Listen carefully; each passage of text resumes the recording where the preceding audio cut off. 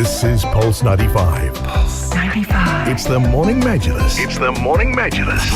Yes, we're looking at Expo and getting ready for it. It's only actually in 2 days, right? Yeah, on Friday it starts out. That's it. Well, the UAE's Minister of Culture and Youth, Noor Al-Kaabi, has been appointed as Commissioner General of the UAE Pavilion at this year's Expo, or Expo 2020 Dubai. The role of deputy was given to Omar Saif Ghubash, the Assistant Minister for Culture and Public Diplomacy at the Ministry of Foreign Affairs and International Cooperation. And this announcement was actually made yesterday afternoon. Looking at Expo 2020 Dubai, it launches obviously this weekend with an opening ceremony on Thursday evening and visitors welcomed from Friday morning. The World Fair is being billed as the largest event ever in the Arab world. It's going to be spread over 182 days of celebration in the year of the country's Golden Jubilee. So it's going to be going from October 1st until March 31st of next year. Something definitely exciting to look forward to. It's a milestone, really. Definitely a milestone and a huge event for us here in this country, especially given the trials and tribulations posed by COVID-19. It was, in fact, slated to take place in 2020, but was postponed due to the effect of the COVID-19 pandemic. And in case you had been living under a rock, it was quite a bleak time. Borders shut all around the world, flights being grounded, schools and offices closed, people talking about working from home for the foreseeable future. And now we're looking at an entirely different picture. Organizers said they're hoping to attract 25 million visitors to the UAE throughout the duration of the Expo 2020. It is set to be the Arab world's largest global gathering to date.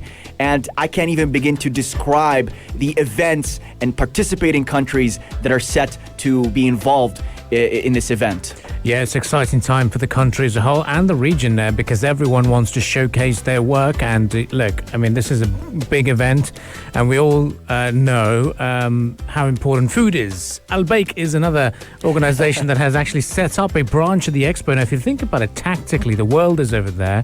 If Al-Baik wants to venture out internationally and get their themselves something like a franchising agreements, maybe to open up an outlet in Zagreb or even all the way in Tokyo, this is the place to showcase.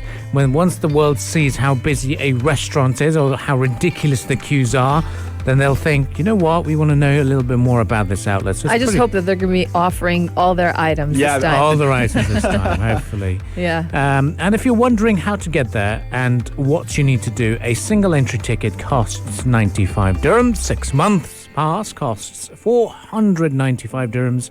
And then a multi-entry pass, it's going to be 195 dirhams. I believe that lasts for the whole month. Now, there were reports that said that if you buy the pass for the you can buy the pass for the month of October for the same price as 95 dirhams as a single entry ticket. But do check regular updates. Maybe that was a special offer. But there's also a chance you might have seen lots of people showcasing their Expo passport.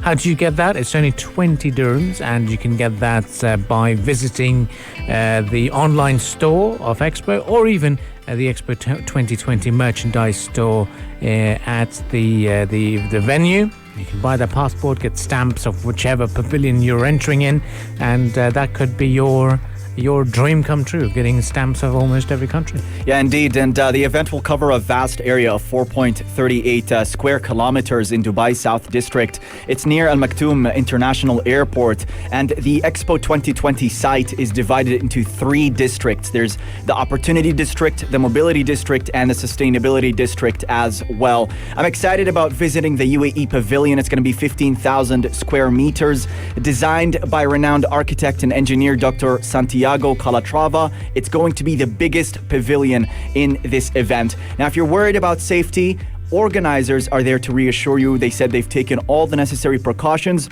to ensure the health of participants and visitors at the Expo site. Visitors older than 18 must show proof of a COVID-19 vaccination or present a negative PCR test taken within the previous 72 hours.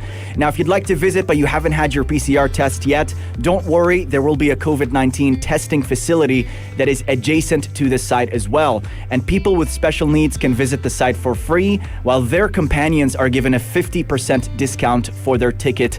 If you'd like to read more about this event, Expo2020Dubai.com is the website where all this information is available. Well, it's happening now. It's only a matter of few days away. In fact, just tomorrow night, it is going to be the grand opening ceremony to look forward to. It's finally here. And then on Friday, people will be flocking over to the venue. I'm hoping to get some kind of a drone or some kind of a helicopter. Are you going there on Friday? I'll be going there on Thursday night itself. Oh, so okay. It's going to be crazy. We need to. I do need some kind of an underground route or an overground pass, because it is going to be very, very busy indeed. So we'll keep you posted. And another big thing to look forward to for tomorrow is the good old Mr. Bond. He's arriving into the screens of the UAE because James Bond was there was a global premiere yesterday, and now it's going to be on Thursday that we'll see the first few screenings of the good old James Bond. So much is happening. It's all coming back together, which is great news. Lots of optimism to look forward to, and we'll continue on with this wave here on the program and quickly move on to the world of investments and long-term residency. What's going on? All of this will be discussed right here on the Morning Majlis.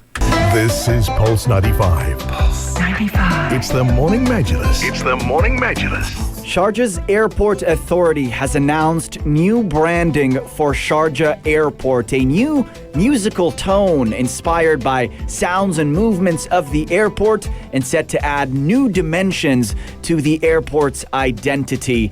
Now, this new branding highlights 3 seagulls in the logo representing air, land, and sea. Emirati culture and Sharjah as a travel hub are embodied in the sounds of oud. While piano represents sustainability, this sound has a relatively slow tempo to convey a calm, pleasant travel experience. Yes, and according to the chairman of the Sharjah Airport Authority, Ali Salim Al-Midfa, he did state that the launch of the sonic branding for Sharjah Airport is in line with the continuous development of the brand and the authority's strategy. So by setting new standards and innovation, by creating the sonic branding with its unique, memorable, and globally resonant tone, the authority, it really hopes to strengthen the link between residents and visitors of the Emirate of Sharjah and also the UAE and the exceptional services provided by the airport. He also did add that the sonic branding, inspired by the movement and the distinctive sounds of the airport, represents the identity of Sharjah Airport and embodies its position as a gateway to the world. In addition to that, it signifies the airport's ambitious vision to be among the top 5 regional airports, while also symbolizing the continuous growth of the Emirate of Sharjah.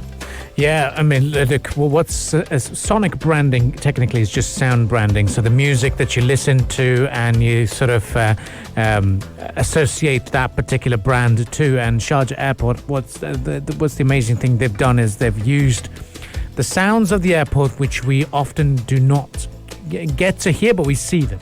So the stamps, the scanning of the boarding passes, because it's so busy in the airport, you never get a chance to listen into these little things. And this is what they're trying to showcase. They're trying to showcase the operations and the wonderful work an experience of even going through that international airport. So that's being brought to light, and it's a very, very exciting one. And it really connects you with the airport. So the sonic branding was chosen after a long selection process and continuous experimentation to find the ideal sound. The Sharjah Airport Authority said that once the top 3 tones were identified, employees were encouraged to vote for the one they felt best captured the airport's identity. The winning tone expresses this and also perfectly captures the idea that people make beautiful memories while visiting the Emirate of Sharjah. And what I like about this is they've actually given the employees the chance to select it, and it's just amazing that how such tones get really stuck in your head, and you connect everything to that brand. Yeah, you're absolutely right about that. Our minds just sort of instantly connect to certain sounds. For example, when I hear the McDonald's "I'm loving it" jingle, my mouth starts to water. I can smell the French fries. There's something about it. So it's very, very important to having that audio branding and audio logo, because you really it resonates with you. Definitely does. So, there's lots of brandings out there and lots of slogans out there that really get stuck in your mind, such as "challenge everything" and everything. That's out there. It's just ridiculous how our brains work. We completely get hooked onto it, especially when it comes to the background music being played with the IVR as well. So, shout out to the team at Sharjah Airport, and hopefully this will be a great way of connecting with the brand, and hopefully we get to see and experience the Sharjah International Airport at some point soon when we do plan our holidays abroad. The holiday season is fast approaching as well. We've got 2 long weekends to look forward to until the end of this year, so everyone should get charged up and excited for what to expect in the near future. But one thing for sure is that people will be excited for is the grand event that's taking place tomorrow. Lots of fireworks will become a norm. But let's start talking about newer projects in the Emirate of Sharjah. And of course, we're celebrating the world of Siwa, so there's something to look forward to over there. And later on in the program, we tell you how, as we talk about Siwa once again, paying your energy bills. How can you pay your energy bills efficiently? Winning 10,000 dirhams. You can win 10,000 dirhams with Pulse 95 because all you need is a social media account. All you need is your social media account. In particular, we're talking about Instagram. All you have to do is just create a great video that is up to 60 seconds long with your drone. And you have to basically film Sharjah from up above. So once you're done filming that great video with the great content, with great quality, let's not forget that, you have to upload it on your Instagram account. And then don't forget to mention Pulse 95 Radio, the account that we have on Instagram. And then add the hashtag Sharjah above. And that is for a chance to win big amount of money. Absolutely. Chunk of cash. It's a pretty big chunk of change. That's right. Over 30,000 dirhams in cash prizes. The runner-ups are also going to be winning hefty amounts as well. Just get that drone up in the air, film the beautiful Emirate of Sharjah, and tag us at Pulse 95 Radio with the hashtag Sharjah above. Here's more information on this competition. Social Media Minute. Today's clickbait worth talking about. Social Media Minute. Well, Facebook, they've been under fire right now for coming up with a new innovative idea, basically. I mean, that's part of their marketing. They want to do something new. They wanted to have this idea of having an Instagram because they own Instagram. So they're saying that let's have Instagram for kids. They came up with this idea. Well, they faced a lot of backlash, a lot of criticism from lawmakers and users for that plan in order for them to develop Instagram for kids. So now they have announced that they're pausing work on this project. But how they're justifying it is they're saying that while we believe building Instagram for kids is the right thing to do, Instagram and its parent company Facebook, they will reevaluate the project at a later date. In the interim, Instagram will continue to focus on teen safety and expanding parental supervision features for teens. Now, the Instagram head, Adam Mosseri, he did say that the app was meant for children ages 10 to 12. But the pause comes after an explosive Wall Street Journal report showing Facebook repeatedly finding its Instagram app harmful to many teenagers. And the journal cited Facebook studies over the past 3 years that examined how Instagram affects its young user base, with teenage girls being most notably harmed by it. One internal Facebook presentation said that among teens who reported basically suicidal thoughts. 13% of British users and 6% of American users traced the issue back to Instagram. Yeah, Rania, and this report is definitely at the center of this backlash against the prospect of releasing Instagram Kids. This Wall Street Journal report is titled The Facebook Files, and the content of the report, the major source for that is documents that had been anonymously leaked from Facebook employees. So what else does this report say? Well, it says that teens said they felt addicted to Instagram. Teens also had self-harm issues following repeated exposure to these social media platforms. They did not feel comfortable in their bodies. They felt uglier, and they felt like the process of browsing these websites and looking at people who represented an ideal through these filters and the way they represented themselves caused a great deal of pressure on young teenage girls to try and look that way. So overall, this report painted a pretty damning picture of the way teenagers use social media and the harmful impact of social media as well. And this exacerbated the backlash against Instagram Kids. That just brings me back to the social dilemma. Remember, we talked about that, me and you, a lot on the show. I remember Karim wasn't here that time when we talked about it, but the social dilemma, it's on Netflix. It really talks about the alarming impact, the dangerous impact of social networking and how it impacts our youth in particular, not just our adults. And how they're saying that if you're not paying for the product, well, guess what? You are the product. That's basically it. And that's something that that's very important to remember and to keep in mind. And also we have to know how social media platforms, they basically attempt to manipulate and influence all users. And that's why you see a lot of people now, we just talked about it, how it's harming young girls in particular and young children. And not just social media. I mean, one thing that really got my attention yesterday, Netflix is showing a lot of graphic shows, even though we all love Netflix, but it does have a lot of impact on our children and our youth. Like, for example, yesterday I was watching something. I was watching a show, and I'm just thinking about a show all about killing and so terrible. Yeah. Well, yes, then you should have been watching Netflix Kids. You'd be fine. I don't know. You never know. It could be Baby Shark all over. You never know. And the thing is, I mean, this argument of having an Instagram Kids can be seen in both ways, right?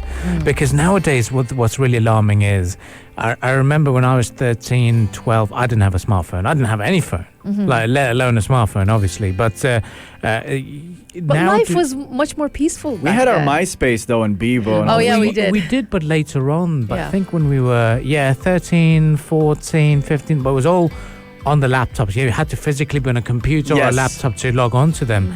Now this is directly in your pockets. Nowadays you're even wearing smart watches. People are getting, the big problem here is abuse. There's the big problem of, unwanted messages that you might be getting on your own accounts. There might be some content that really puts you down, puts people sad, and it does, because everyone, especially kids, would want to have a flashy picture, would want to have these amazing images on their feed, and they look at these influencers and they look at their own popular kid in the class. It's so tricky that having a dedicated platform such as Instagram Kids could invite and lead to more mental pressure of having an Instagram account that stands out. But then again, if you don't have a kids safe zone of an Instagram Kids, they're going to log on to it anyway. And this is where the big argument is, and then there's big debate in terms of which side do you prefer? Well, I'd love to hear your voice on this conversation, so text us at 4215. In fact, we just got a text from Abu Musa saying that he ditched social media a couple months back. Quote, "It was really taking a toll on me, comparing myself to others, so I left Instagram, and I feel like I like myself now." Ooh, I totally agree with him. very powerful Yeah. message. Yeah. I want to hear Faisal soon. Shout out to our friend of the show, Faisal. Get it going. Yeah, I mean, it's amazing that people are coming back with the responses and sharing their thoughts, because this is such an unending debate. There's few people I know who've decided just to end social media, the social detox, as they say. But then there's some who can't stop sharing pretty much everything on the pages as well at the same time. And it's okay on all fronts, but to what extent does it become not okay? Yeah. There's also another conversation, and to what extent can we intervene? Because in a kid's life, they're so quiet. Most of the kids I've come across, this generation, they're so quiet. They're so in their own world that you don't know what's going on, and then the next thing you hear about them is they're going through some mental stress over an Instagram post as well. So it's really worrying how Gen Z, even though that we love to appeal to them and cater to their interests, but then they're also going through some difficult times. Yeah, it's definitely the prospect of raising kids today is absolutely scary. It is scary, especially amid the social media frenzy that we're living in right now. Everything is on social media. Everything is accessible. As you said, Abdul Karim, can you really control them? No. You can't. They'll be on it no matter what you do. And I don't know what the solution is. Honestly, I don't know. Remember, yesterday, actually, this story just came to my mind. In fact, my nephew lives in the States, and he's about 17. He's in high school. He lives in the United States of America, and yesterday he sent us a video on the family group on his high school being evacuated. Because a younger child, younger than him, maybe about 15 or something, still in his high school, he wrote on the walls of the bathroom that I will bomb this school. And I will destroy you all. And he just wrote very hateful words on the wall. And when they took, of course, they had to evacuate the whole school, and it was a big deal, of course. And when they took him into questioning, and they wanted him to talk and just kind of, and they brought a therapist in, and they brought everyone in, and he said, because I want to be cool.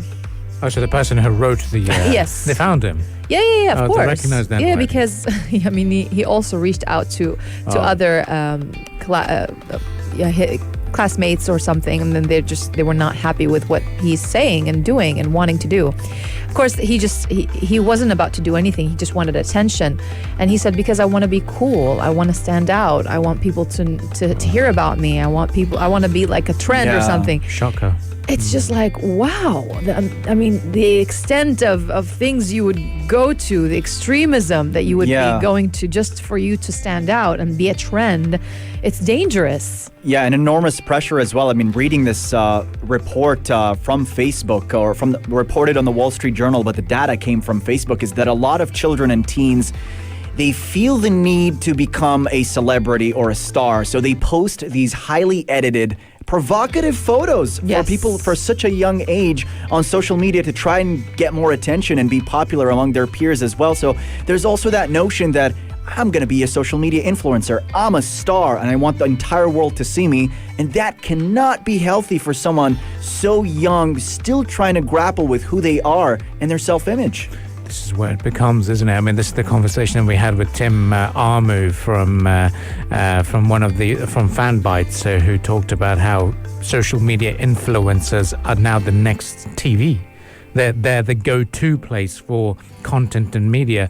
And how to become a social media star?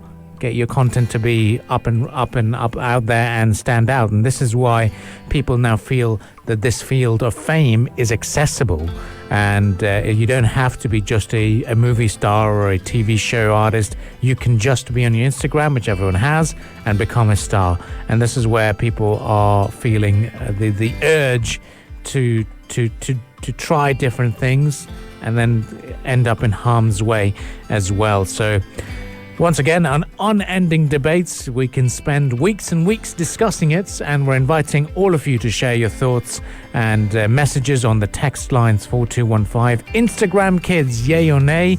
And to what extent can you control or even let your kids have access to certain platforms, despite them claiming to be child-friendly as well. Stay with us. This is the Morning Majlis, only on Pulse 95. We shall return right after the business news headline. If you liked this episode of the Morning Majlis, drop a like and subscribe. 95. Be sure to follow us on Instagram for all our daily updates and top stories. Pulse.